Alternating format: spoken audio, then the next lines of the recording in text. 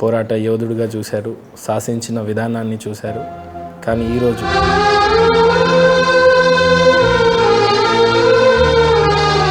ఆయన వండుకున్నాక ఒక గంట సేపు ఆయన గురక కొట్టే వరకు కాళ్ళొత్తి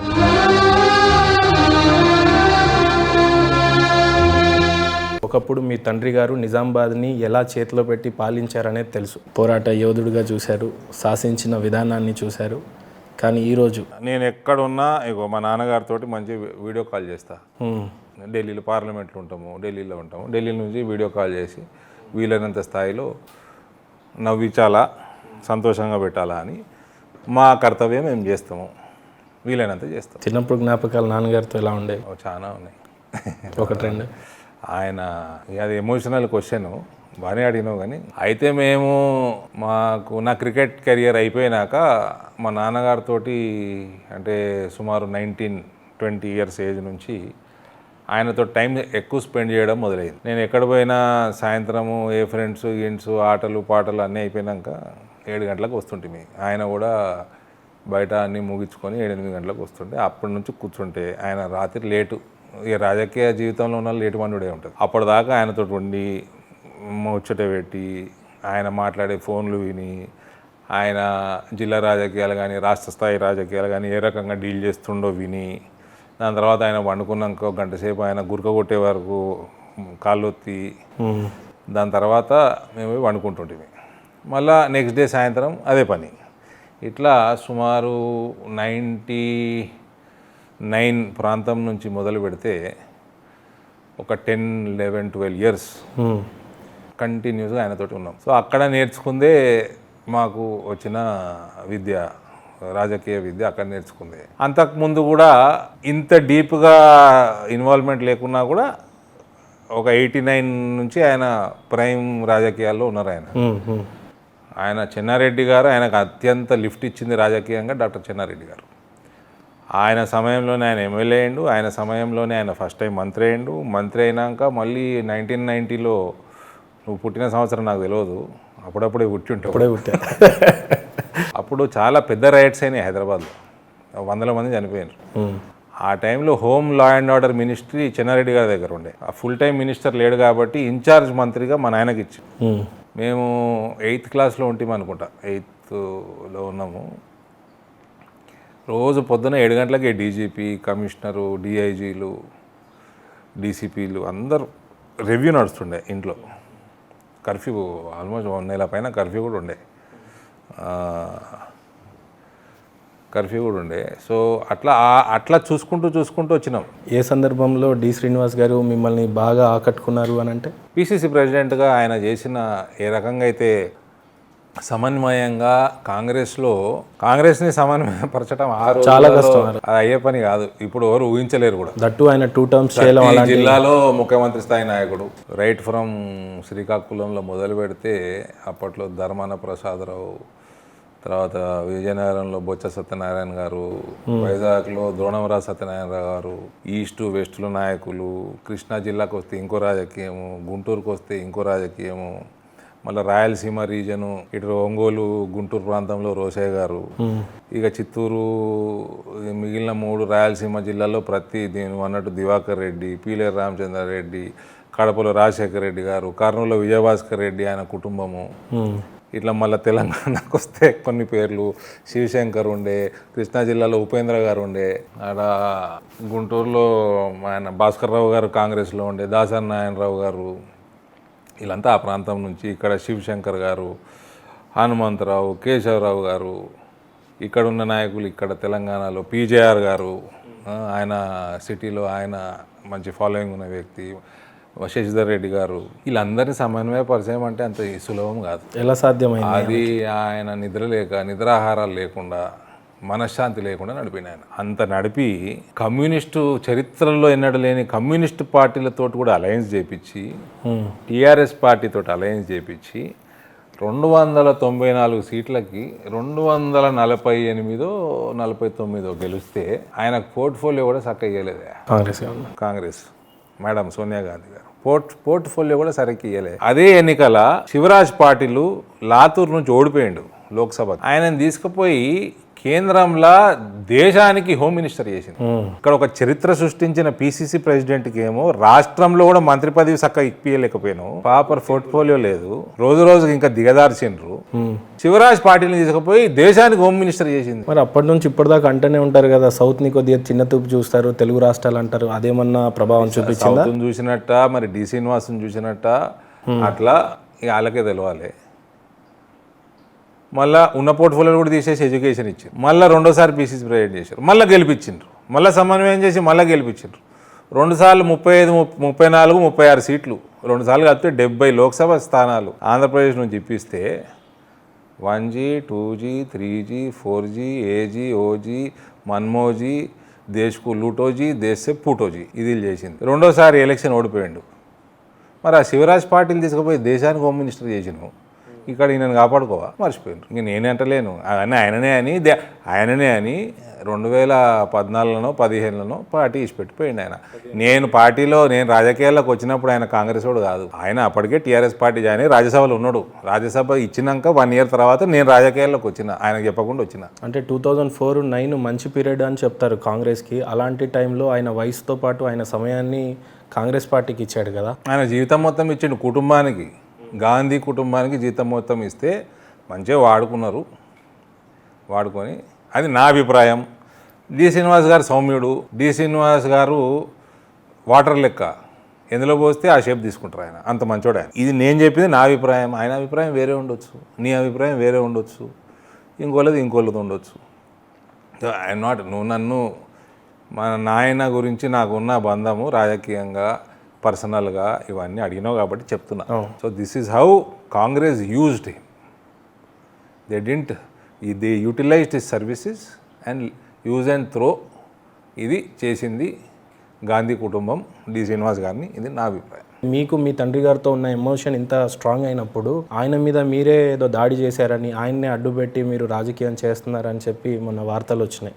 ఎంతవరకు నిజం ఉంది అందులో? 140 కోట్ల మంది ఉంటారు ఈ దేశంలో, ఒక్కొక్కడు ఓ తీరు మాట్లాడతాడు, అందరికీ జవాబులు ఇచ్చుకుంటూ కూర్చుంటామా? ఇండైరెక్ట్గా చాలా పెద్దవాడు సార్ అది. ఇల్లు గెలిచి రచ్చ గెలవాలి అని అంటారు. ముందు ఇంట్లో సమన్వయం లేదు. నాకు ఇంటికి రాజకీయం సంబంధం లేదా అని చెప్తి ఫస్టే. నేను సార్ మీలో కనిపించని ఒక ఎమోషనల్ పర్సన్ అయితే కనిపిస్తున్నాడు. దాయాల్సిన అవసరం మీకు లేదు, చెప్పాల్సిన అవసరం కూడా మీకు లేకపోవచ్చు కానీ ఎమోషన్స్ ఉండొచ్చు.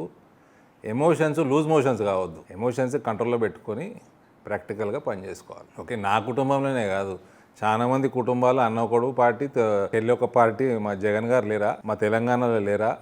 మస్తు మంది ఉన్నారు అట్లా, చాలా పార్టీ. మా బీజేపీలో కూడా ఉన్నారు. మా విద్యాసాగర్ రావు గారు ఒక టైంలో BJP floor leader, CPI floor leader, CPI. But అంత భద్రశత్రువులుగా లేరు కదా. మాకు శత్రుత్వం లేదు, మిత్రుత్వం లేదు, నాకు సంబంధమే లేదు. ఒక 20 సంవత్సరాల నుంచి నాకు మా ఫాదరుకి 2 పిల్లలు, కానీ నా లెక్క ప్రకారం నాకు ఎవరు అన్నదమ్ములు లేరు. అయ్యో, నా లెక్క ప్రకారం లేరు. ఏం ఇప్పుడు కొడతావా, తిడతావా? నాకు లేదు. 20 సంవత్సరాల నుంచి మాకు మాటలు లేవు, సంబంధం లేదు. ఎవరు చేయాలో వాళ్ళు హ్యాపీగా ఉంటే అయిపోయి తప్ప. ఇంతకంటే మించి నాకు ఎక్కువ అడగాలని కూడా లేదు ఆ ప్రశ్నల మీద. అన్నీ అన్నీ అడుక్కొని అడగాలని కూడా లేదంటున్నావు. లేదు సార్, ఒక్కడే కాదు అడిగింది, రాజకీయాలకు సంబంధం లేదు. 20 సంవత్సరాల నుంచి అటు అన్ని చోట్లల్లో గట్టిగా మాట్లాడిన ధర్మపురి అరవింద్ ఫ్యామిలీ విషయానికి వచ్చేసరికే కొద్దిగా బాధపడుతూ ఉన్నాడు అనేది కనిపిస్తూ ఉంటుంది. ఎక్కడ కనిపించింది? కనిపిస్తా సార్, నాకు లేని బాధ నీకెందుకు?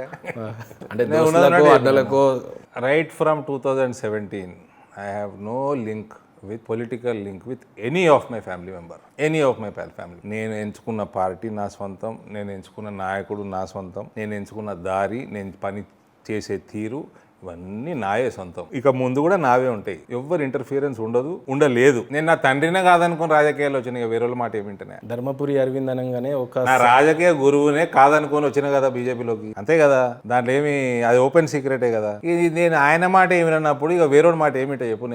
నేను ఒక పని మీద వచ్చినా అదే పని మీద ఉన్నా. బీజేపీని పెంచాలా, మోదీ గారి నాయకత్వాన్ని పెంచాలా. నేను ఇవాళ సాటిస్ఫైడ్ మనిషిని. ఇందూరు ప్రజల దయ వల్ల, అలా ఆశీర్వాదంతో ఐఎమ్ సాటిస్ఫైడ్ బీజేపీ కార్యకర్త.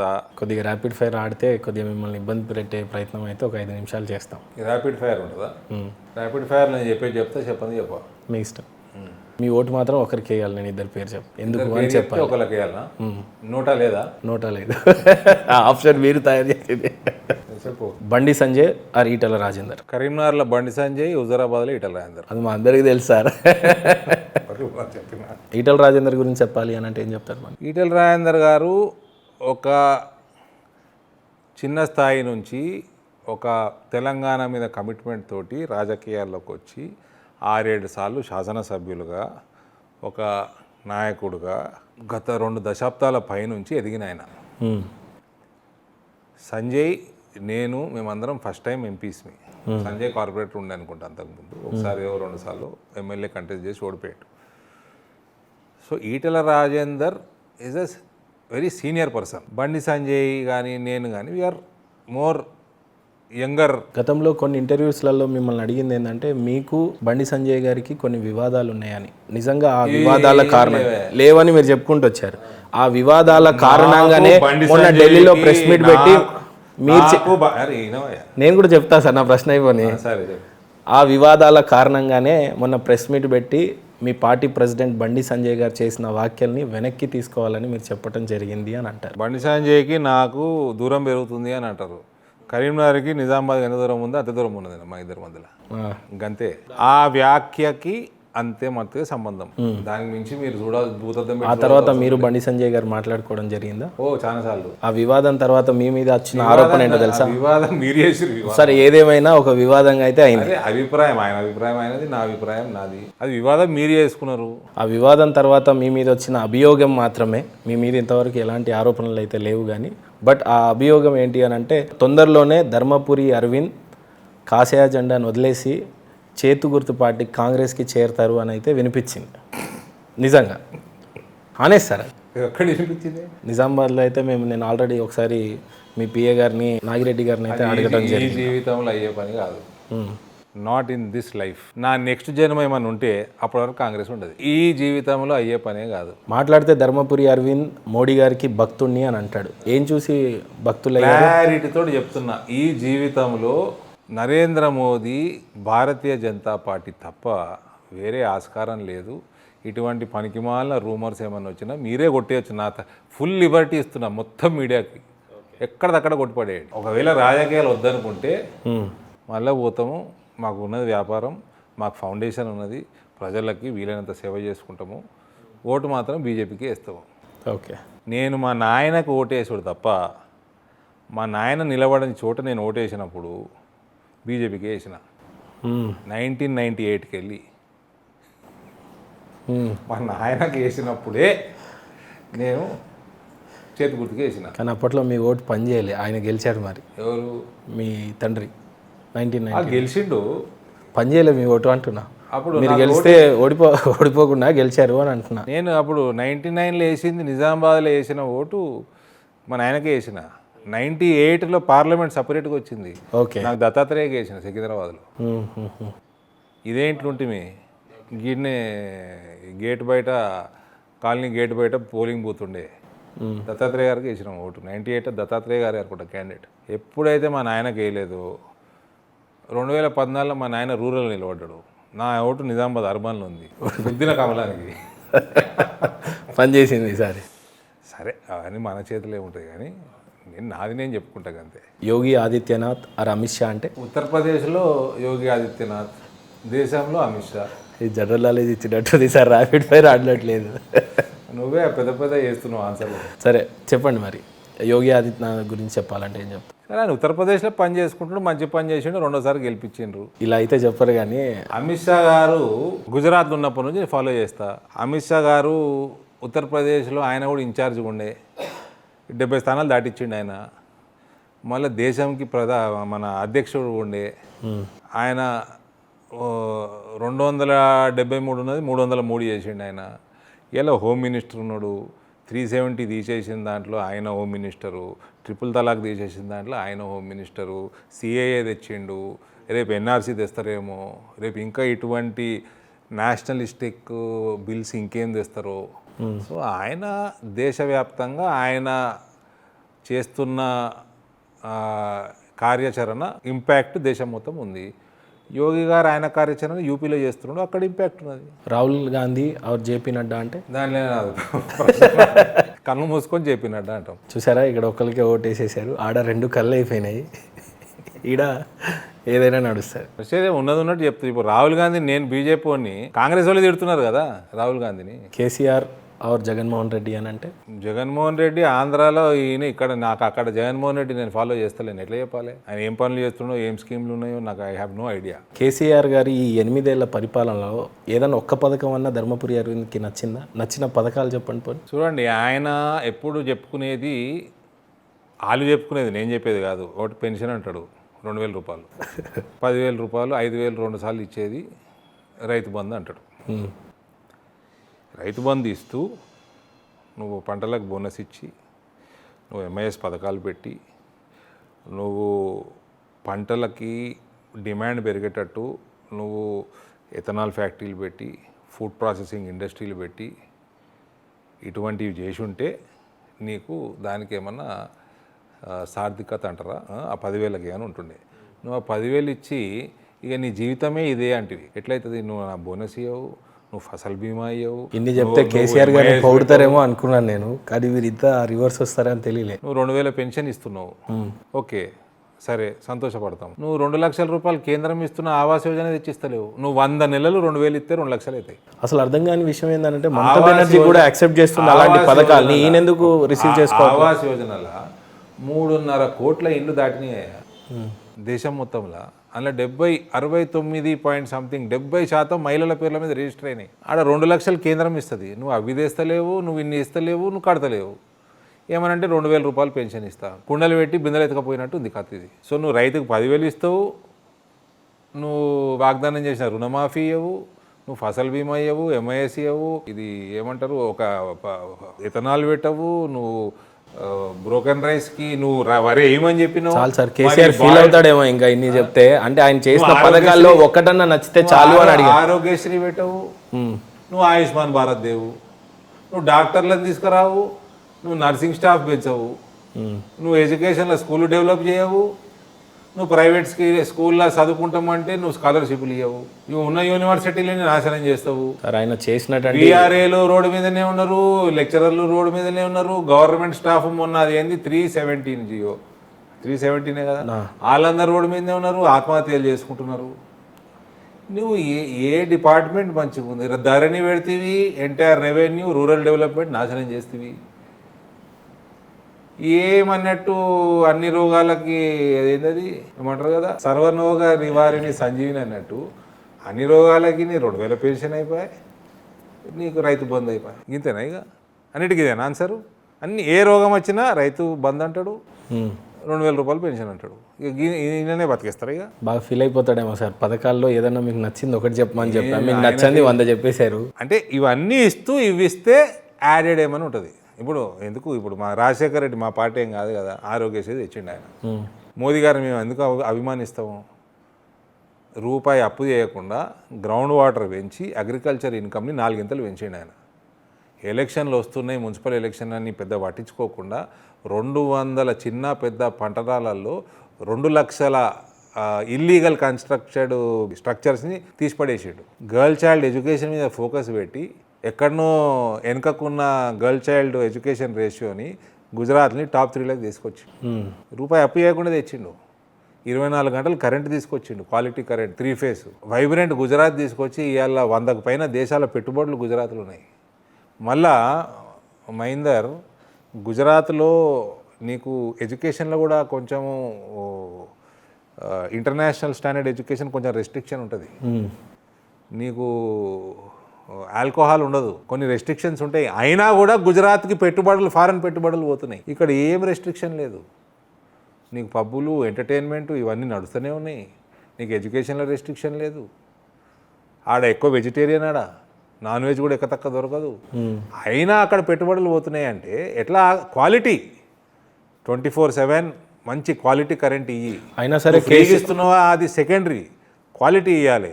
నీకు ఇండస్ట్రియల్ పార్క్ చేస్తే దానికి basic amenities, electricity, road, drainage, ప్రతి ప్లాట్కి, ఇండస్ట్రియల్ ప్లాట్కి అన్ని పకడ్బందీగా ఇన్ఫ్రాస్ట్రక్చర్ తయారు చేసి ఆయన అవన్నీ చేసి అదే కాన్సెప్ట్ను దేశంలో ఇవాళ ఇంప్లిమెంట్ చేస్తున్నాడు. ఈరోజు కేటీఆర్ కానీ హరీష్ రావు గారు కానీ ఇక్కడున్న మిషన్ భగీరథ అని కాకతీయ అని చూసి గుజరాత్ మోడల్ని నేర్చుకుంది అని ఆరోపిస్తూ ఉంటారు. అంటారు కదా 2015లో గూగుల్ సెర్చ్ చేయి, 2015లో పోయి ఇంటింటికి మంచినీళ్ళు ఇచ్చిన ఎట్లా ఇచ్చిండో పోయి చూసి వచ్చారు. గూగుల్లో ఫోటోలు దొరుకుతాయి. ఎవడెవడ చీటింగ్ చేసిండే, వీళ్ళు నోరిపితే అబద్ధం మాట్లాడతారు. వీళ్ళకైనా బుద్ధి ఉందా? ఆయన 2003, 4, 5లో చేసిండు పని. అది ఎట్లా చేసిండో నువ్వు 2015లో పోతివి. ఇదే కేటీఆర్ వేయండు, వెనకకి మా ప్రశాంత్ రెడ్డి ఉన్నాడు, ఆఫీసర్లు ఉన్నారు. ఫోటోలు గూగుల్ సెర్చ్ చేయి, దొరుకుతుంది నీకు. ఇప్పుడు పోయి ఎట్లా చేసిండు చూసుకొని వచ్చిండ్రు. కాపీ కొట్టేది ఏముందే? ఆయన గుజరాత్లో చేసిండు. అదే ఇన్ఫ్రాస్ట్రక్చర్ దేశవ్యాప్తంగా ఏ రకంగా డెవలప్ చేయాలనో డెవలప్ చేస్తున్నాడు. అందుకే నీకు ఇలా వందే భారత్లు, నీకు రైల్వేస్ స్పీడప్ అయిపోయినాయి, ఎలక్ట్రిఫికేషన్ ఆఫ్ రైల్వే స్పీడప్ అయిపోయినాయి, రోడ్ నెట్వర్క్ 4 ఇంతలు. ముందు 7-8 కిలోమీటర్లు పర్ డే ఉంటే ఇలా 32-33 కిలోమీటర్లు పర్ డే పోతున్నది. నీకు డిజిటల్ ఇండియా అయిపోయింది. నీకు పైసల ట్రాన్సాక్షన్లు అయితే ప్రపంచంలో అందరికంటే ఎక్కువ పైసల ట్రాన్సాక్షన్ డిజిటల్గా మనది అయిపోయింది. ఇవాళ డీబీటీలు క్లీన్గా నీకు సీమ్లెస్ ట్రాన్సాక్షన్స్ జరుగుతున్నాయి. డబ్బులు ఇంటింటికి చేరుతున్నాయి. అంత్యోదయ ఇంప్లిమెంట్ అవుతున్న దేశంలో. రోడ్స్ విషయంలో Guinness world book record crack చేసింది అని అంటున్నారు. ఉట్టిగానే చేస్తుందా? ఇవాళ అన్నిటికంటే నీ ద్వారా ఇందూరు ప్రజలకు చెప్తున్నా, 2004 నుంచి 2014 దాకా బ్లాక్ మనీ మన దేశంలో ఎప్పుడు తక్కువేం లేదు కదా. అవును, తక్కువేం లేదు కదా. 2008 రిసెషన్లో కూడా ఇండియాకి ఇబ్బంది కాలేదంటే బ్లాక్ మనీ ఒక కారణం అంటారు. 5,000 కోట్లు prevention of money laundering act కింద 5,000 కోట్లు సీజ్ చేశారు. UPA 1, UPA 2 2004 నుంచి 2014 దాకా. 2014 నుంచి 2023 దాకా 11 లక్షల కోట్లు సీజ్ చేశారు. 5,000కి 13 లక్షల కోట్లు. 11 పక్కకి 12 సున్నాలు. 11 పక్కకి 12 సున్నాలు కోట్లు. 11 లక్షల కోట్లు. 1.1 ట్రిలియన్ PMLA యాక్ట్ కింద. ఇది ఎక్కువ తీసుకుపోండి ప్రజలకి. కరప్ట్ ఫ్రీ ఇండియా చేయటంలో నరేంద్ర మోదీకి ఆయన పోయే పద్ధతి, that is why people of this country bless him. 2024లో మొన్నటి కంటే ఎక్కువ ఓటు పర్సెంటేజ్ వస్తుంది. కేంద్ర ప్రభుత్వం మీద ఉన్న ప్రధానమైన విమర్శ ఏంటంటే గత 8 సంవత్సరాల్లో 88 ఎయిర్పోర్ట్లు భారతదేశాన్ని శాంక్షన్ చేస్తే అందులో ఒక్క ఎయిర్పోర్ట్ కూడా 2 తెలుగు రాష్ట్రాల్లో రాలేదని. ఇక్కడ ఇప్పుడు మన జకరానపల్లిలో ఎయిర్పోర్ట్ రావాలి, సర్వే అయిపోయింది. ఇప్పటివరకు ల్యాండ్ అక్విజిషన్ కాలేదు, నువ్వు అప్పచెప్పలేదు. ఇప్పటికీ అనేక మార్లు లెటర్ రాసిర్రు కేంద్ర ప్రభుత్వం, సివిల్ ఏవియేషన్ డిపార్ట్మెంట్. నువ్వు ప్రొక్యూర్ చేయవు, నువ్వు అక్వైర్ చేయవు, నువ్వు ఇవ్వవు. అంటే అక్కడ అడిగింది కనీసం కార్గో లాంటి ఎయిర్పోర్ట్ ఇవ్వండి నిజామాబాద్ జగరంపల్లి ఏరియాలో అనుకుంటే. ఎయిర్పోర్ట్ ఇచ్చిండ్రయ్యా, ఎథనాల్ ఫ్యాక్టరీలు 17 ఇచ్చిండ్రు, అట్లా ఎయిర్పోర్ట్ కూడా ఇచ్చిండ్రు. జకరాన్పల్లికి జాగవడియాలి. ల్యాండ్ ఎక్విజిషన్ అయిపోయింది అని చెప్పేసి ప్రతిపాదన పంపించారు అని చెప్పేసి బాజిరెడ్డి గోవర్ధన్ కొన్నిసార్లు మీడియా పాయింట్లో చెప్పడం జరిగింది. అబద్ధం. సర్వే అయిపోయింది, అక్వైర్ కాలే, అప్పచెప్పలే. అదే జగరంపల్లి ఎయిర్పోర్ట్ మీ జిల్లాలోనే ఉంది కదా, మీరు కూడా సందర్శించవచ్చు కదా. ఒకవేళ అందులో ఉన్న నిజాలు తేల్చవచ్చు కదా. బాజిరెడ్డి గోవర్ధన్ చేస్తున్న తండ్రి ఆరోపణలో నిజమా తప్ప అని మీరు కూడా ఆ ప్రాంతానికి అయితే వెళ్ళొచ్చు. సందర్శించడానికి మహేందర్ జాగా సర్వే చేసి అక్వైర్ చేసి అప్పచెప్తే పని సందర్శించడం చేయొస్తుంది. ఇప్పుడు అది అక్వైరే చేయలేదు. అక్వైర్ అయిపోయింది అని చెప్పి ఆన్ రికార్డ్ మీడియా పాయింట్లలో మాట్లాడుతున్నారు. అబద్ధాలు చెప్తున్నాడు. సరే, ఈసారి నేను నిజామాబాద్ పోయినప్పుడు జగరాన్పల్లి పోతా. అక్వైర్ చేసిన జాగా రెవెన్యూ ఆఫీసర్ MROకో ఎవరికో ఫోన్ చేసి తీసుకుపోతా, చూపెట్టమని చెప్తా. మరి వస్తున్నటువంటి ఎయిర్పోర్ట్ కూడా డొమెస్టిక్ ఎయిర్పోర్టే, అక్కడ కార్గో కోసం రిక్వెస్ట్ చేస్తున్నాము, అది కాకుండా ఏదో నామమాత్రాన ఎయిర్పోర్ట్ ఇస్తున్నారు అని చెప్పి చెప్తున్నారు. అది కూడా అబద్ధం. ఎవడైనా రైల్వే ట్రాక్ వేసి ఇది ప్యాసింజర్ రైలు పోవాలా, గూడ్స్ రైలు పోవద్దు అంటాడా? రన్వే వేసినాక ఎంత బిజినెస్ అయితే అంత మంచిది. అంటే ఆ ఎక్స్టెన్షన్ అనేది ఉంటుంది. ఇవన్నీ అబద్ధాలు అన్నీ.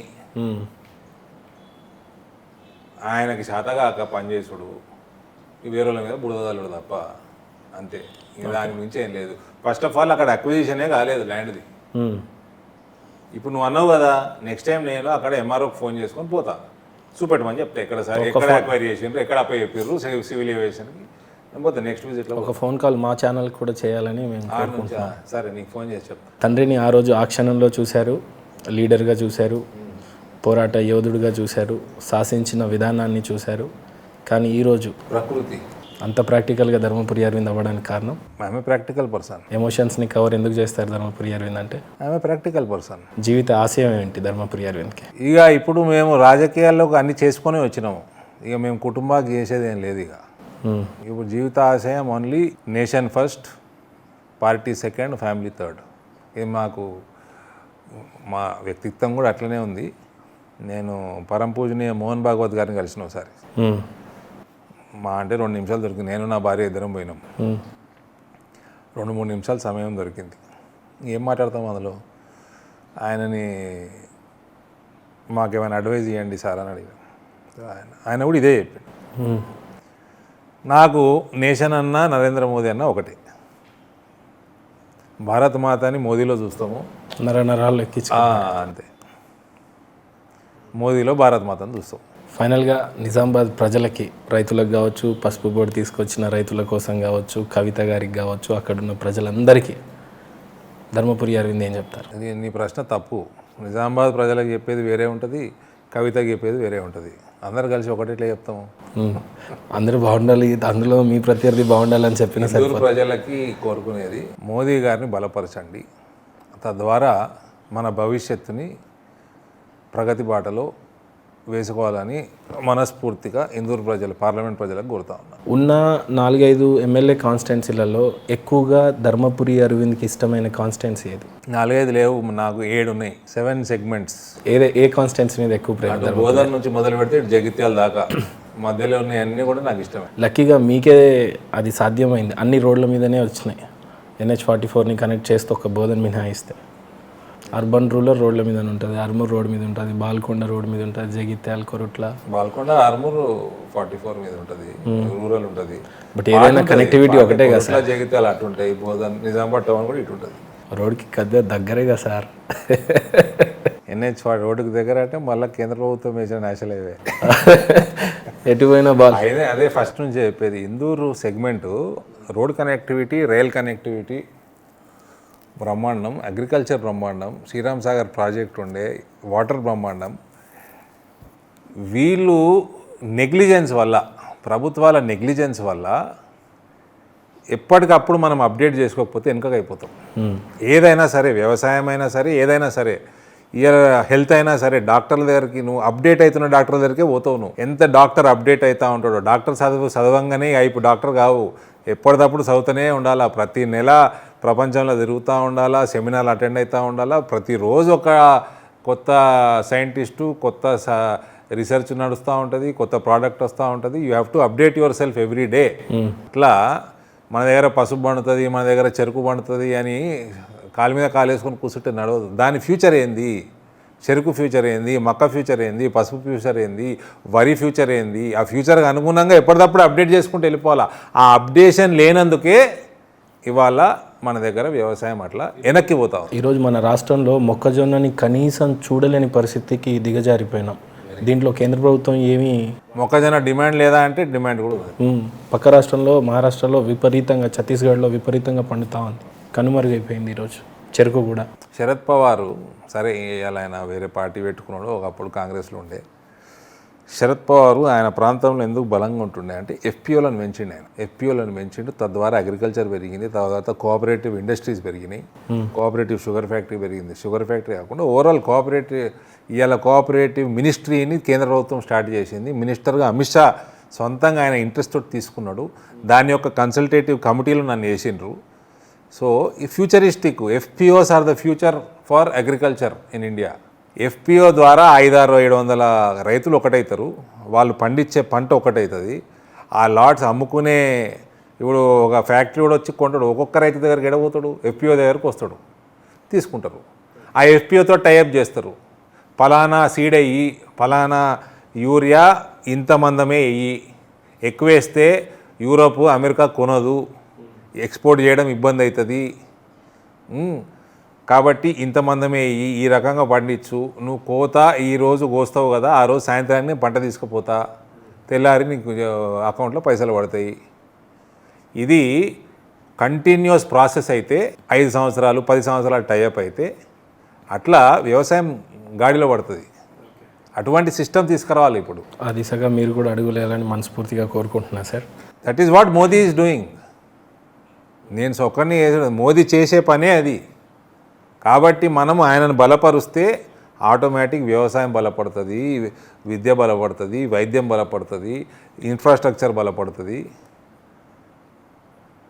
అన్ని రకాలుగా సొసైటీ బలపడుతుంది. ఆర్మూర్, బాల్కొండ, బోధన్, నిజామాబాద్ రూరల్, నిజామాబాద్ అర్బన్, జగిత్యాల, కొరుట్ల 7 కాన్స్టిట్యున్సీలలో ధర్మపురి అరవింద్ గారికి నచ్చిన కాన్స్టిట్యున్సీ ఏది? చెప్పినా కదా ఇప్పుడు, అటు బోధనకి వెళ్ళి ఇటు జగిత్యాల దాకా మధ్యలో ఉన్నాయి అన్నీ ఆ 2తో కలిపి.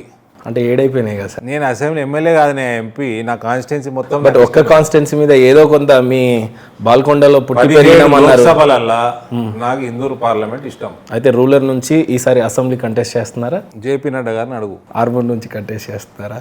అదే ఆన్సర్, నడ్డా గారిని అడుగు. అంటే మళ్ళీ శాటిలైట్ నుంచి వెతుకొని రావాలి. అయితే ఓకే, నా ర్యాపిడ్ ఫైర్ లో భాగంగా కొద్దిగా డైవర్షన్ ఎక్కువైంది, ఎప్పుడో పోయింది సార్.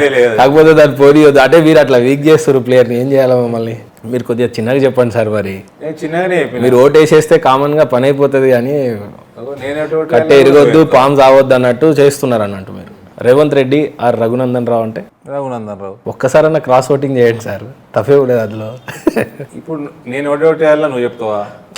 అంటే మీ వాళ్ళకి నేను జవాబు చెప్పిన. ఓకే, నేను నా జవాబు కావాలన్నా లేదా నీకు కావాల్సిన జవాబు? అంటే ఇండియా పాకిస్తాన్ టీంలో ఇండియా ప్లేయర్స్ని తీసుకోవటం ఒక ఎత్తు అయితే ఐపీఎల్ అందరు కలిసి ఆడుతున్నారు కదా, అట్లా నిజాయితీగా ఒకసారి ర్యాపిడ్ ఫైర్లో క్రాస్ ఓటింగ్ జరిగితే మంచిదేమో అని. నీ ర్యాపిడ్ ఫైర్ని ర్యాపిడ్గా పెట్టు. స్లో అయిపోయేటట్టు అంతే కదా. కిషన్ రెడ్డి ఆర్ లక్ష్మణ్ గారు అంటే ఎట్లా సెలెక్ట్ చేసుకుంటావా? కృష్ణ బలరాములు, రామలక్ష్మణులు ఎట్లా సెలెక్ట్ చేసుకుంటావు? ఆ యుగంలో వాళ్ళు, ఈ యుగంలో ఇల్లు. కేటీఆర్ ఆర్ హరీష్ రావు అంటే? హరీష్ రావు కొంచెం సంస్థాగతంగా ఎదిగినోడు, ఇదేమో హెలికాప్టర్ పారాషూట్ లీడర్ అయిన కేటీఆర్. బాజిరెడ్డి గోవర్ధన్ ఆర్ జీవన్ రెడ్డి అంటే? సావనీకే ఉరేసుకొని వస్తేంది, పైసలు తాగుతుంది వస్తేంది, రెండో ఒకటి సచ్చుడే కదా. ఎందుకంటే అనిపించింది నార్మల్గా ఒకరి పేరు కూడా చెప్పొచ్చు కదా, ఏదో మంచి చేసే విషయం తాగి వస్తావా, ఊరేసుకొని వస్తావా అన్నట్టుంది కథ. నరేంద్ర మోడీ, అఖండ భారత్. కేసీఆర్, తెలంగాణ అని 3 దశాబ్దాలు వెనుకకు తీసుకుపోయిన ఆయన. యోగి ఆదిత్యనాథ్, ఉత్తరప్రదేశ్ని ప్రగతి పదంలో పెడుతున్న ఆయన. అమిత్ షా, దేశ భవిష్యత్తు. మన్మోహన్ సింగ్, ప్రశాంతంగా ఉంటుంది చూడు, తుఫాన్ రాకంటే ముందు. ఓకే, ఆ type silent spectator. Atal Bihari Vajpayee, పునాది, భారతీయ జనతా పార్టీ పునాది. KTR, disaster. Jaganmohan Reddy, out of portion. Sharmila, కష్టపడుతుంది, all the best. Raghunandan Rao, good orator. Kavitha, God bless her. Bandi Sanjay, బలమైన మంచి కార్యకర్త. ఈటల్ రాజేందర్, ప్రజలకి సన్నిహితంగా ఉన్న ఒక నాయకుడు. డి శ్రీనివాస్, మా రాజకీయ గురువు. ధర్మపురి అరవింద్, అనదర్ బలమైన కార్యకర్త భారతీయ జనతా పార్టీకి, మోదీకి. నిజామాబాద్, కర్మభూమి, జన్మభూమి కూడా, పార్లమెంట్. కొరుట్ల నా జన్మభూమి, ఇటు నిజామాబాద్ జిల్లా నా కర్మభూమి. రాజకీయంలోకి రావాలనుకున్న యువతకి ధర్మపురి అరవింద్ ఇచ్చే సందేశం? Follow your heart, work with commitment. ఏ ఆశయంతో రాజకీయంలోకి వచ్చారు ధర్మపురి అరవింద్ అంటే? Only one, to strengthen Modi's leadership. జీవితంలో బాగా ఏడ్చిన క్షణం ఏమైనా ఉందా? ఉంది, మా నా పెద్ద కొడుకుకి అట్లా అయినప్పుడు ఉంది, 2012. నాకు ఏడుపు ఈజీగా రాదు, అది that was the last time. Touch wood. ఏమైంది సార్ అసలు ఆ రోజు? Cardiac issue, health issue. పాతం అయితే ఉంది సార్. కొండలాగా ముంగట గంభీరంగా కనిపించిన సున్నితంగా వెనకాల కొండ తర్వాత ఇంకా గంభీరంగా అయిపోయింది. అదే చూసినా మీకు వేరే అన్ని ఉత్తుతాయి అన్నట్టు. ధర్మపురి అరవింద్ అనగానే పిచ్చర్ సౌండ్ అని అంటారు, బాగా రిచ్ కిడ్ అని అంటారు. ధర్మపురి అరవింద్ గారు చేసే బిజినెస్ ఏంటంటారు? ధర్మపురి అరవింద్ గారు చేసే బిజినెస్ ఏంటంటే? నేను ఇప్పుడు ఏం బిజినెస్ చేస్తలేను. నేను ఏం చేయాలో అన్నీ ముందే చేసుకున్నా. నువ్వు కూడా ఏమైనా రాజకీయాల్లోకి వచ్చేది ఉంటే తర్వాత మంచి బిజినెస్ సెట్ చేసుకుంటే అప్పుడు మనం బేఫికర్గా పని చేసుకోవచ్చు. మీరు చేసిన నేను ముందే చేసుకున్నా, నాకు టైంకి కిరాయిలు వస్తాయి, కంఫర్టబుల్గా ఉంటా. నేను రూపాయి ఖర్చు పెడతా కానీ రూపాయి తినే పని లేదు. ఇవాళ 4 సంవత్సరాలు దాటిపోయింది, నా మీద ఒక్క అవినీతి ఆరోపణ లేదు. ఇంకా 20 ఏళ్ళు దాటినా కూడా నేను ఎప్పటిదాకా రాజకీయాలు ఉన్నా నయా పైసా ఆరోపణ ఉండదు, అవినీతి ఆరోపణనే ఉండదు. నాకు అవసరము లేదు. నా పోరగాన్లకు ముందే చెప్పిన, ఇగో గింతేరా పోయి, మీకు దీనికంటే ఎక్కువ చేస్తే మీరు చెడిపోతారు, ఇక గింతే మీకు గింతే, ఇక నేను ఏం చేసుకున్నా మీకు అనవసరం. ఇద్దరు మగపిల్లలే కదా మీకు సంతానం కూడా? ఇద్దరు మగపోరాలే. ఆడపిల్లలు అంటే బాగా ఇష్టం. అమ్మాయి కావాలనుకున్నాక మొగోడే వెళ్ళిండి, ఏం చేయాలి? రెండోది. సార్ మీ మ్యారేజ్ ఏ నేపథ్యం అయింది? అరేంజ్ మ్యారేజ్ అయిందా లేకపోతే లవ్ మ్యారేజ్ అయిందా? Arranged marriage. అంటే ఒక రాజ్యాన్ని కట్టే క్రమంలో ఎన్నో ఆటంకాలను అయితే ఎదుర్కోవాలి. దాదాపుగా ఇంటి నుంచే బయటికి ఎక్కువగా ఉంటారు. పిల్లలతో టైం స్పెండ్ చేసే టైం కానీ మేడం గారితో తక్కువ తగ్గిపోయింది. పాలిటిక్స్లోకి వచ్చినాక తగ్గిపోయింది. వీలైనంత చేస్తాము. దేశ చరిత్రను మార్చగలిగే శక్తి కేవలం యువత చేతిలో ఉంది అని అంటారు. అలాంటి యువత రాజకీయంలోకి రావాలంటే డబ్బులు ఉండాలి, లాబింగ్ చేసే సత్తా ఉండాలి అని అంటారు. డబ్బు ఉంటేనే రాజకీయం చేసే రోజులు ఇవి అని అంటున్నారు. వ్యక్తిగతంగా మీరు ఎదుర్కొన్న ఏంటి చెప్పండి. డబ్బులు ఉంటే యాడెడ్ అడ్వాంటేజ్. డబ్బులు అంటే మళ్ళీ రాజకీయంగా సంపాదించొద్దు, బీజేపీలో స్థానం ఉండదు.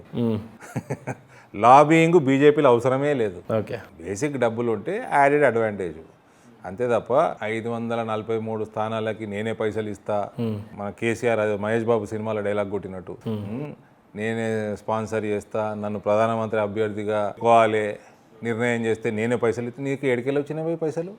పాస్పోర్ట్ బ్రోకరేజ్లు వచ్చినాయా? బిడ్డ బ్యూటీ పార్లర్ నడిపితే వచ్చిందా? నీ కొడుకు అమెరికాలో ఉద్యోగం చేసుకుంటూ వచ్చినాయా? ఏడికెళ్ళి వచ్చినాయి పైసలు? చెప్పాలి, ఆన్సర్ చెప్పాలి కదా.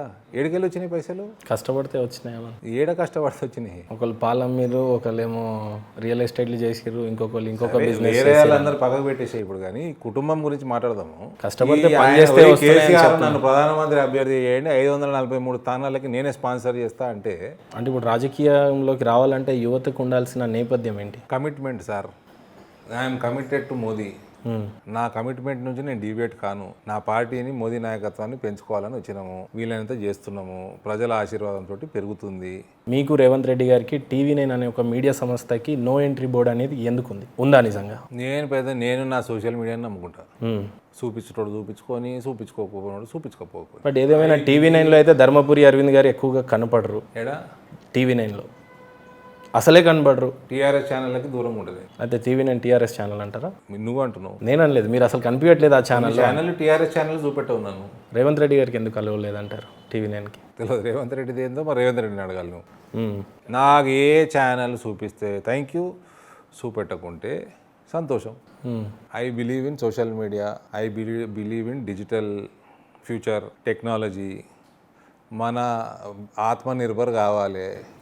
మన ఛానల్ మనమే నడుపుకుందాము, మన సోషల్ మీడియా మనం చేసుకుందాము. Today I'm again happy with the blessing of Indur people.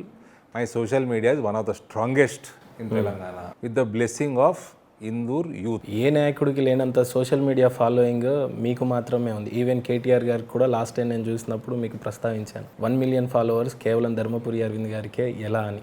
మా NRI సోదరులు, మా యువత, వీళ్ళకి ధన్యవాదాలు. దానికి వాళ్ళకి ధన్యవాదాలు చెప్తున్నారు కానీ సీక్రెట్ చెప్పట్లేదు మీరు. గదే సీక్రెట్ అయ్యా, ఓపెన్ సీక్రెట్. నా NRI సోదరులు, మా యూత్. ఒకరిని మర్చిపోయారు సార్, మోదీ గారి ఆశీర్వాదము. అయినా ఇంకొకరిని మర్చిపోయారు. చెప్పాలా నేను? మీ సోషల్ మీడియా పిల్లలు కూడా ఉన్నారు కదా, మీ టీం కూడా ఉంది కదా, వాళ్ళ ఆశీర్వాదంతో వీళ్ళందరూ ఉన్నారు. వాళ్ళు కూడా ఫీల్ అవుతారు కదా సార్. దేవుడి దయ వల్ల అన్ని మీడియా ఛానల్ కన్నా మీ టీం నిజంగానే స్ట్రాంగ్ ఉంది అని అన్నారు కదా, సో అప్రిషియేటెడ్. దట్ ఈజ్ నా టీము నా లెక్క కమిటెడ్గా పార్టీ కోసం, మోదీ కోసం పనిచేస్తుంది.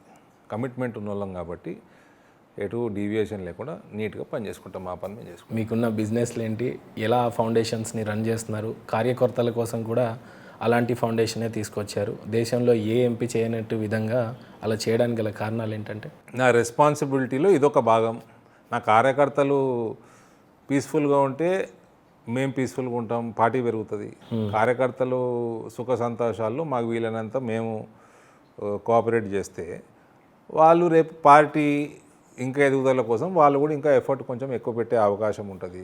So we are one family. అంటే డొనేషన్స్ తీసుకొని రన్ చేస్తున్నారా ఫౌండేషన్ని? మీ ఓన్ ఫండ్తో రన్ చేస్తున్నారు? నేను పిల్లల కోసం ఫండ్ చేసేది no donations from outside. మీ కార్యకర్తల కోసం చేసేది తీసుకునే ఆస్కారం ఉంది, కానీ తీసుకోరు. ఇప్పటివరకైతే సిగ్నిఫికెంట్గా ఏం తీసుకున్నట్లేదు. ఏ నేపథ్యంలో పిల్లల గురించి ఆ ఫౌండేషన్, ధర్మపురి ఫౌండేషన్ పెట్టాల్సి వచ్చింది? అది పర్సనల్ ఇష్యూస్, 2012 ముచ్చట. అది అంటే మీ బాబుకి జరిగిందని ఇంకెవరికి జరగకూడదని సినిమాలు చూసి ఇన్స్పైర్ అయ్యారు? సినిమానా? సినిమా ఏంది? సినిమాలో కూడా హీరోకి వాళ్ళ ఫ్యామిలీకి ఏదైనా అవుతా ఉంటే ఫౌండేషన్ పెడతారు. నేను ఒక సంఘటన వల్ల నేను పెట్టుకున్నాను. బట్ ఏదేమైనా చాలామంది పేరెంట్స్ ఆశీర్వాదాలు అయితే మీ ఫౌండేషన్ మీద ఉన్నాయి. అలా ఆశీర్వాదం ఎప్పుడు మోదీ గారి మీద ఉండాలి. KTR గారిని, ధర్మపురి అరవింద్ని 2 ఫ్రేముల్లో పెట్టి చూస్తే రాజకీయ పరంగా మీరు సాధించిన ఘనతలు ఏమున్నాయి? KTR గారితో పోల్చుకోగలరా ధర్మపురి అరవింద్? KTR ఏం సాధించాడు చెప్పా? హైదరాబాద్ ఇప్పుడు నేను మన మాటల్లో కొన్ని విషయాలు చెప్పిన. Development activities. కేటీఆర్ ఏం చేసిన? ఒక హైటెక్ సిటీని చూస్తే తెలుస్తుంది అని అంటే హైటెక్ సిటీ రౌండ్ బిల్డింగ్ ఒక సిరిసిల్లని చూడండి, ఏముంది సిరిసిల్లలో? డెవలప్మెంట్ అట్లుంది. అది ఇంకో హైదరాబాద్లా ఉంది. రీసెంట్గా సినిమాలు చూస్తూ ఉన్నారు, సిరిసిల్లకు పోతే కనీసం ఒక రోజన్నా ఉండగలుగుతామా అని అంటే అది కూడా ఒక సిటీ లాగా ఉంది. అక్కడే 50 రోజులు ఉండాలనిపించింది అంట. నువ్వే అంటున్నావు, అనిపించింది అంటున్నావు. అంటే ఆయన డెవలప్మెంట్ ఆ స్థాయిలో ఉంది. నువ్వే అడిగిన క్వశ్చన్కి నువ్వే నవ్వుతున్నావు, నువ్వే అంటున్నావు.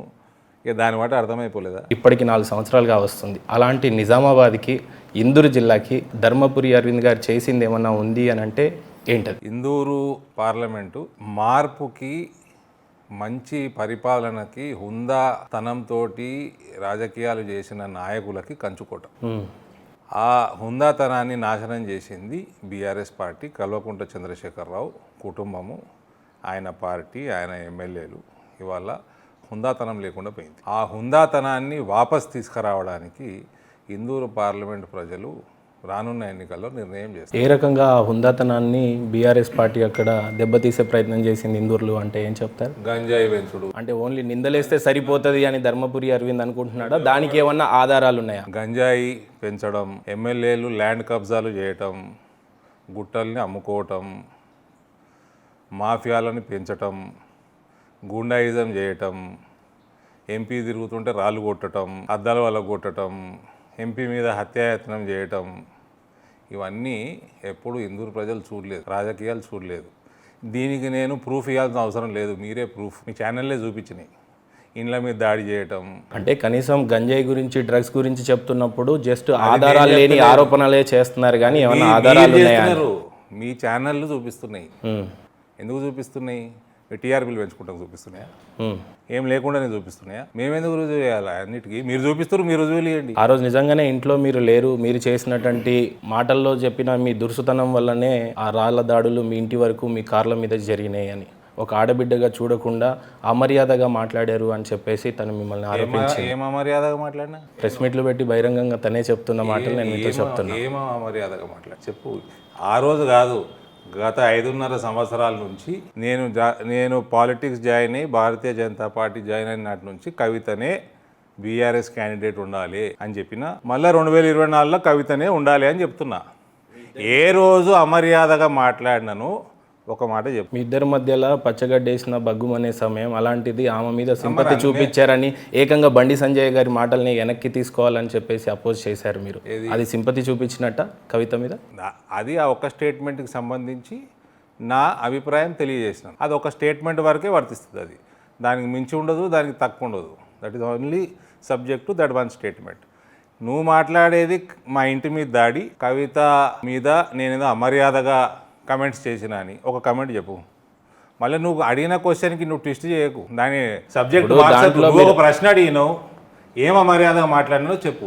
మీరు కేటీఆర్ గారిని కేటీఆర్ అనకుండా చెప్తున్నాను. అదే ఇప్పుడు కవిత గారి గురించి కూడా చెప్తున్నాను. కవిత గారిని కవిత గారు అని సంబోధించకుండా కేసీఆర్ కూతురు బిడ్డే అని చెప్పి మాట్లాడుతూ ఉంటారు. ఇప్పుడు సపోజ్ ధర్మపురి అరవింద్ గారిని నేను గారు అని మర్యాదగా మాట్లాడుతున్నావు కాకుండా మీ నాన్నగారి పేరుని సంబోధించి మిమ్మల్ని సంబోధిస్తే కొద్దిగా పించేసినట్టయితే కవిత కేటీఆర్ మాట్లాడే భాషలోనే వాళ్ళకి మేము రిప్లై ఇస్తాం.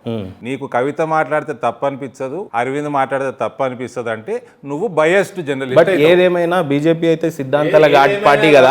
ఏదేమైనా కాదు, నువ్వు బయస్డ్ జర్నలిస్ట్ అవుతావు. నువ్వు టీఆర్ఎస్ కి అంటే కవిత గారు అని మీరు మాట్లాడకుండా ఉండడానికి నేను బయాస్ అవుతావు కదా. కేసీఆర్ తిట్టే తిట్లు మీకు కనబడవు, వినబడవు. అరవింద్ అదే భాషలో వాళ్ళకి రిప్లై ఇచ్చినప్పుడు ఎందుకు మీకు తప్పు అనిపిస్తుంది? ఎందుకు అనిపిస్తుంది? మీ సిగ్నేచర్ స్టూడియోలో వాళ్ళకి పార్ట్నర్షిప్. బట్ ఏదేమైనా కవిత గారు ఏకంగా లేదు, అదే మాట చెప్తున్నాను. కవిత గారు స్వయంగా ఒక మెంబర్ ఆఫ్ పార్లమెంట్ ని పట్టుకొని చెప్పు తీసుకొని కొడతాను అనే దాకా తెచ్చుకున్నారు అని అంటే ఎవరికైనా కాలేదు, అది మీకు కూడా కాదు. ఆమెకు అహంకారం ఉందేమో, ఆమె ఓటమి జీర్ణించుకోలేకపోతుందేమో. ఇవాళ ఇందూరు పార్లమెంట్ లో భారతీయ జనతా పార్టీ ఒక వేరే స్థాయికి ఎదిగిపోయిందనేమో, ఓ ఫ్రస్ట్రేషన్లనేమో, లిక్కర్ స్కామ్ అనో, ఈడీ ఇంటరాగేషన్ అనుకోను, జీవితంలో ఎంత ఫ్రస్ట్రేషన్లో ఉందో నాకు తెలియదు. దానికి ఆమె మాట్లాడిన దానికి నేను జవాబుదారి కాదు. నేను ఏం అమర్యాదగా మాట్లాడినా చెప్పు. కవిత గారిని అయితే అహంకారి అని మీరు అంటున్నారు, మీరు అహంకారి కాదా? మరి నువ్వు చెప్పుకో, నీకు చెప్పుకున్నావంటే చెప్పుకో. ఒక మెంబర్ ఆఫ్ పార్లమెంట్ ని మీరు కూడా దూషించారు ఒకసారి. ఆయన చెప్పుల కింద పెడతాను, ఆయన నా ధూళితో సమానం. ఒక మెంబర్ ఆఫ్ పార్లమెంట్ ఒక పార్టీని స్థాపించిన వ్యవస్థాపకుడు అసౌద్దీన్ ఓవైసీ గురించి మీరు బహిరంగ సభలో నా చెప్పుల కింద ఉంచుతాను అని అన్నారు. సో అది అహంకారం కాదా? నువ్వు అనుకోయా, నాకేం ఇబ్బంది లేదు, నువ్వేమన్నా అనుకో. నువ్వు ఆరోగెన్స్ అనుకో, నేను యాటిట్యూడ్ అంట, నువ్వు ఆరోగెన్స్ అనుకుంటావు అనుకో, నేను వద్దంటున్నా, నువ్వు ఏమనుకుంటావు అనుకో. మన దేశ భవిష్యత్తుని మార్చగలిగే శక్తి కేవలం ఒక రాజకీయ నాయకుడి చేతిలోనే ఉంటుంది అని అంటారు. అలాంటి రాజకీయ వ్యవస్థలో పీఎం మోడీ గారిని పట్టుకొని కూడా బూతులు తిట్టేస్తూ ఉంటారు, కేసీఆర్ గారిని పట్టుకొని కూడా బూతులు తిట్టేస్తూ ఉంటారు ముఖ్యమంత్రులు. ఇలాంటప్పుడు ఒక ఇండియా ఒక చైనాతో కానీ, ఒక రష్యాతో కానీ, ఒక అమెరికాతోని ఎప్పుడు పోటీ పడుతుంది? ఇప్పుడు తిట్టటోళ్ళం ఏం కాదు, తిట్టటోళ్ళని అడుగు. ఇక పోటీ పడే విషయానికి వస్తేనా, చైనా తోటి బ్రహ్మాండంగా పోటీ పడుతున్నాము. ఇవాళ ఫాస్టెస్ట్ గ్రోయింగ్ ఎకానమీ అయినాము, అది కూడా పోస్ట్ కోవిడ్లో కూడా ప్రపంచ స్థాయిలో ఎంతైతే ఇబ్బంది పడ్డారో ప్రపంచ దేశాలు, మన దేశం అంత ఇబ్బంది పడలేదు. పడ్డా కూడా కంపారిటివ్లీ అంత ఇబ్బంది పడలేదు ఎకనామికల్గా. Post covid also we're the fastest growing economy post covid ఎరా.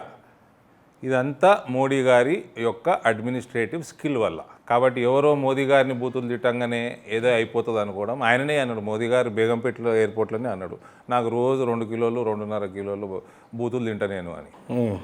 తిని నా శరీరము, నా మైండ్ బలంగా తయారైంది తప్ప నేను దానికి రియాక్ట్ కానని మమ్మల్ని కూడా రియాక్ట్ కావద్దన్నారు. ఇప్పుడు నరేంద్ర మోడీ గారేమో దన్ ఖాతా ఖోలో దన్ దాల్తా అని చెప్పేసి ఈయన ఆరోపిస్తున్నారు. ఒకప్పుడు స్వయంగా మీ తండ్రినే కేసీఆర్ గారు నిండు అసెంబ్లీలో చెప్పింది ఏంటంటే, మీకున్న ఎక్స్పీరియన్స్ అంతా నా వయసు ఉండదు అని కేటీఆర్ గారి ఒప్పుకొని ఈరోజు మీ తండ్రి గారిను మిమ్మల్ని దూషిస్తాడు. ఇవి విన్నప్పుడు ఇష్టము, నా తండ్రికి వాళ్ళకి మధ్యలో ఉన్న ముచ్చట, నాకు సంబంధం లేదు. నేను ఇప్పుడు కాదు 2017 నుంచి చెప్తున్నా, నాకు మా తండ్రితోటి ఎటువంటి రాజకీయ సంబంధం లేదు. ఆయన నాకు రాజకీయ గురువే. నరేంద్ర మోడీ నాకు లీడరు. మా పార్టీకి జేపీ నడ్డా గారు అధ్యక్షులు, మా రాష్ట్రీయ విభాగానికి బండి సంజయ్ గారు అధ్యక్షులు, డి శ్రీనివాస్ గారు నాకు రాజకీయ గురువు. దీంట్లో నేను ఫస్ట్ నుంచి ఇంతే చెప్తాను. అమిత్ షా గారు నేను రాజకీయాల్లోకి నన్ను పని మొదలు పెట్టుకున్నప్పటి నుంచి నా మీద ట్రాక్ పెట్టి పార్లమెంట్ ఎన్నికల కంటే 6 నెలల ముందే నువ్వే లోక్సభ అభ్యర్థి అని అందరి ముందర ఢిల్లీలో చెప్పిన నాయకుడు అమిత్ షా గారు. సో వీళ్ళందరూ ఈ రకంగా నాకు రాజకీయ సంబంధాలు ఉన్నాయి. కానీ రాజకీయాల్లోకి వచ్చినాక తండ్రి కుటుంబ సభ్యులతోటి నాకు సంబంధం లేదని నేను ఇప్పటికీ 1,00,000 సార్లు చెప్పిన. ధర్మపురి అరవింద్ గారు ఒక సర్పంచ్ స్థాయికి కూడా పోటీ చేయకుండా, పార్టీలో ప్రధానమైన కీలక పోస్టులు లేకుండా డైరెక్ట్ ఒక మెంబర్ ఆఫ్ పార్లమెంట్ బీఫామ్ తీసుకోవటం ఎలా సాధ్యమైందంటే? అది అమిత్ షా గారిని అడగాలి నువ్వు. ఆ రోజు ఆయన అధ్యక్షుడు, నాకెట్లా తెలిసే? డైరెక్ట్ పిలిచి ఐడెంటిఫై అయితే చేయడు కదా సార్. ఆయన మీరు ఏదో చేసే ఉంటారు, ఎందుకు చేసుకున్నాడు ఆయనకు తెలుసు, నాకెట్లా తెలుస్తుంది? నీకు ఆయన ఇంటర్వ్యూ టైం ఇస్తే అంటే మొత్తం ఇండియా మొత్తంలో మెంబర్ ఆఫ్ పార్లమెంట్గా అక్కడ నుంచి నిజామాబాద్ నుంచి ఏం శాటిలైట్ పెట్టి వెతుక్కున్నాడా అరవింద్ గారు, అమిత్ షా గారు? రాజకీయాల మీద మీకున్న ఒపీనియన్ ఏంటి సార్? అప్పుడు 2014 మీరు వచ్చేటప్పుడు ఏ నేపథ్యంలో రావాల్సి వచ్చింది? రాజకీయాల్లోకి వచ్చింది నేను 2017లో. మేము మోదీ గారి నాయకత్వాన్ని బలపరచడానికి రావడం అన్నది నేను ఫస్ట్ నుంచి చెప్తానే ఉన్నా. నేను వచ్చిన స్లోగనే మోదీని బలపరచడం అంటే దేశభక్తిని నిరూపించుకోవడమే అని. నేను పెద్ద అడ్వర్టైజ్మెంట్లు వేసి ఇవాళ కూడా నా ఇంటి బయట ఎక్కడ ఫ్లెక్స్ ఉన్నా ఇదే క్యాప్షన్ ఉంటుంది. సో ఒక వ్యక్తిని, ఒక ఇన్స్టిట్యూషన్ని, ఒక ప్రధానమంత్రిని, ఆయనకున్న ఐడియాలజీని, ఆయనకున్న అవినీతి రహిత పాలన మీద ఉన్న పట్టుని పెంచడానికి మనం కృషి చేయడానికి పార్టీలోకి వచ్చినాము, రాజకీయాల్లోకి వచ్చినాము, అదే పని మీద ఉన్నాము. బాల్కొండ మీద ధర్మపురి అరవింద్ గారికి ఎందుకంత ప్రేమ? ప్రశాంత్ రెడ్డి మీద? నేను పుట్టింది వేల్పూర్, మా నాయనమ్మ ఇల్లు వేల్పూర్, నేను పుట్టింది కొరుట్ల. మా నాయనమ్మది వేల్పూర్, మేము ఆడ పెరిగినాము. అయితే ఇప్పుడు నాయనమ్మ ప్రేమ బాల్కొండ మీద ఉందా, లేదంటే ప్రశాంత్ రెడ్డి మీద ప్రత్యేకమైన ప్రేమ? ఆయన వేల్పూర్ పిల్లగాడు కదా, ఆడ పుట్టినవాడు కదా. అయితే ప్రత్యేకమైన ఏమన్నా ఫ్రెండ్షిప్ ఉందా ప్రశాంత్ రెడ్డి మీద? మా ఊరోడు ఉంటుంది కొంచెం. నిజామాబాద్ అంతా కూడా ఒక కోటగా చేసుకొని ధర్మపురి అరవింద్ ఏలుతున్నాడు అని అంటే? మోడీ కోట స్థాపిస్తున్నా, తప్పేముంది? ఇందూరుని మోడీ కోటగా భారతీయ జనతా పార్టీగా స్థాపిస్తానికి ప్రయత్నం చేస్తున్నా. అది ఇందూరు ప్రజల ఆశీర్వాదంతో అవుతున్నది, తప్పేముందే? నిజామాబాద్ కోటలో మీరు బాగున్నా, సుభిక్షంగా ఉన్నా, ప్రజలు సుభిక్షంగా ఉన్నా, మంత్రులు సుభిక్షంగా లేరు కదా మీ రాజ్యంలో? మంత్రులు సుభిక్షంగా లేరా అంటే? సంతోషంగా లేరు. రాజు కొద్దిగా కఠినంగా ఉన్నాడు. జనతా పార్టీ పెరుగుతుంది అంటే సంతోషంగా ఎట్లుంటారు? అంటే రాజు కఠినంగా ఉన్నాడు, రాజ్యం అయితే పెరుగుతా ఉంది కానీ రాజు కఠినంగా ఉన్నాడు నిజామాబాద్ రాజు అని అంటున్నారు. మరి ఎవరు? బీఆర్ఎస్ పార్టీ వాళ్ళక? లేదు, మీ పార్టీ వాళ్ళకి. మా పార్టీ పెంచే పని నాది. అది కఠినంగా అయినా సున్నితంగా అయినా ఎట్లయితే పెంచుకుంటూనే ఉంటాం. మీరు కట్టినటువంటి ఇల్లు నిజామాబాద్లో కట్టొచ్చు కదా, ఆర్మూర్లో ఎందుకు కట్టుకున్నారు మీరు? నీకు ఏమనిపిస్తే చూపించుకో. మీకు వ్యక్తిగత ఉంటుంది కదా సార్, ఏదో సైట్ నచ్చిందనో లేకపోతే ప్లేస్ నచ్చిందనో. సార్లు ఇచ్చిన ఆర్మూరు సెంటర్ అవుతుంది పార్లమెంట్ సెగ్మెంట్.